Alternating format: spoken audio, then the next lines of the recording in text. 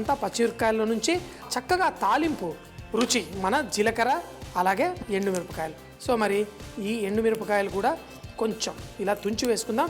2 చాలు, ఇన్ని అక్కర్లేదు. తాలింపు కూడా నెయ్యితోటి మంచి పలసటి పప్పు ఇలా నెయ్యి వేసి తాలింపు వేసుకుందాం. ఇప్పుడు ఎండుమిరపకాయలు జీలకర్ర 2 వేసేసుకున్నాం. ఈ తాలింపులో మన కరివేపాకు, ఇంగువ, అలాగే మనం సన్నగా కట్ చేసుకున్న ఉల్లిపాయలు కూడా ఇందులో వేసేసుకుందాం. తాలింపులో మనకు ఉల్లిపాయ తక్కువ, మిగతాయి ఎక్కువ. ఎందుకంటే మంచి సువాసన బయటికి తీసుకురావడం కోసం ఇందులో కొంచెం అంత పసుపు. ఈ పసుపు వేసి ఇప్పుడు మనం దంచుకున్న వెల్లుల్లి, ఈ వెల్లుల్లి రెబ్బలు కూడా మంచి పలసటి చారులో, ఎందుకంటే ఈ పలసటి చారు తాగుతూ ఉంటే ఈ తాలింపు చక్కగా మనకి నోట్లో వచ్చి మంచి రుచిస్తుంది. ఆ నేతి వల్ల కూడా దీనికి మంచి సువాసన వస్తుంది. ఇప్పుడు కట్ చేసుకున్న పచ్చిమిరపకాయలు, వెల్లుల్లి అన్నీ పడ్డాయి.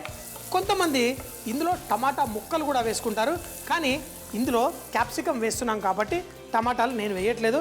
కావాలంటే వేసుకోవచ్చు కూడా. ఇప్పుడు క్యాప్సికమ్ అన్నీ పడిపోయాయా, ఒక్క ఉప్పు పడాలి అంతే. ఆ ఉప్పు పడితే తర్వాత అందులో ఉప్పు వేసుకొని దాన్ని చక్కగా ఒక్కసారి ఉడికేంత వరకు తయారు చేసుకుందాం. చూడండి, మరి ఉప్పు ఇందులో వేసాను. ఈ క్యాప్సికమ్ ఈ పప్పు ఉడికిన వెంటనే అది కూడా ఉడికిపోతుంది. మంట ఎక్కువగా పెంచేసుకొని మనం పలసగా చేసుకున్న ఈ పప్పుని ఇందులో వేసేసుకుందాం. ఇది క్యాప్సికమ్ తాలింపు పప్పు రెడీ అవుతుంది. ఒక్కసారి చక్కగా మరగనిద్దాం. మరిగిన వెంటనే స్టవ్ కట్టేసి తర్వాత, అంటే స్టవ్ కట్టే ముందు మరొక్కసారి దీని రుచి చూద్దాం. పప్పు ఉడకడానికి వచ్చింది. క్యాప్సికమ్ వీటి రంగు మారకూడదు, ఇలా చక్కగా మెరుస్తూ ఉండాలి. అలాగే దీనిపైన ఉన్న ఈ నురుగులాగా ఉన్నది కూడా కొంచెం తగ్గిపోవాలి. అంటే బాగా ఇలా ఉడికిన వెంటనే మనం స్టవ్ కట్టేస్తే ఆ నురుగులా వచ్చినది కొంచెం నూనెలా తయారై పైన ఫ్లోట్ అవుతూ ఉంటుంది. గుజరాతీ వాళ్ళు ఇలాంటి పలసటి పప్పు చేసుకున్నప్పుడు రొట్టెలతో, అంటే ఒక బౌల్లో పోసుకుంటారు, దాన్ని తింటూ ఆ బౌల్ని దగ్గరికి తెచ్చి ఆ రొట్టెను ముంచి ఇలా తిని కొంచెం తాగుతూ ఉంటారు. ఇప్పుడు ఇలా ఉడికి ఆ నురుగు కొంచెం తగ్గిన తర్వాత మనం స్టవ్ కట్టేద్దాం, ఇలా మూత పెట్టేద్దాం. ఒక 2-3 నిమిషాల తర్వాత దీన్ని చక్కగా వడ్డించేసుకుందాం.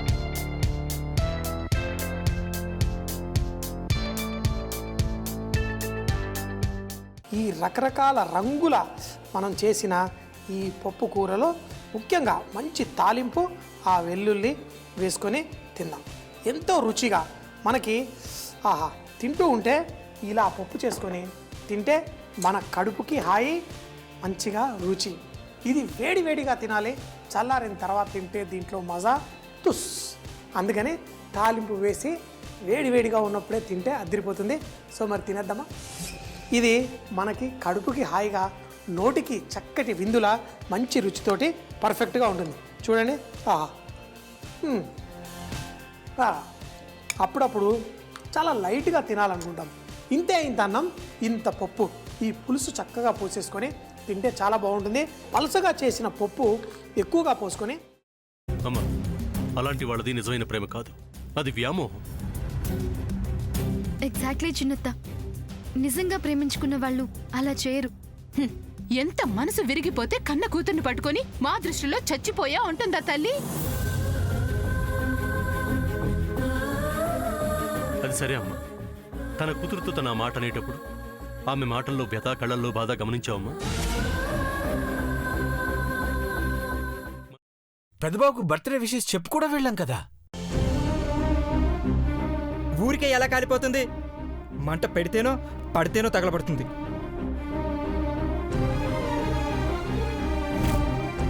కరెక్ట్ చిన్నబాబు, నీకొచ్చినట్టే నాకు డౌట్ వచ్చింది.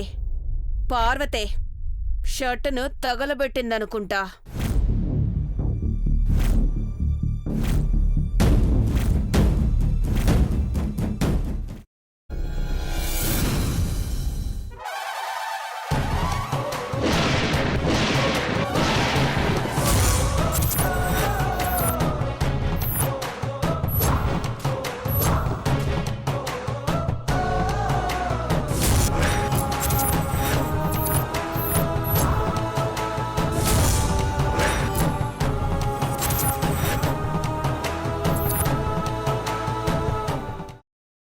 తర్వాత పొట్టు తీసేసి చాప్ చేసి పక్కన పెట్టుకోవాలి.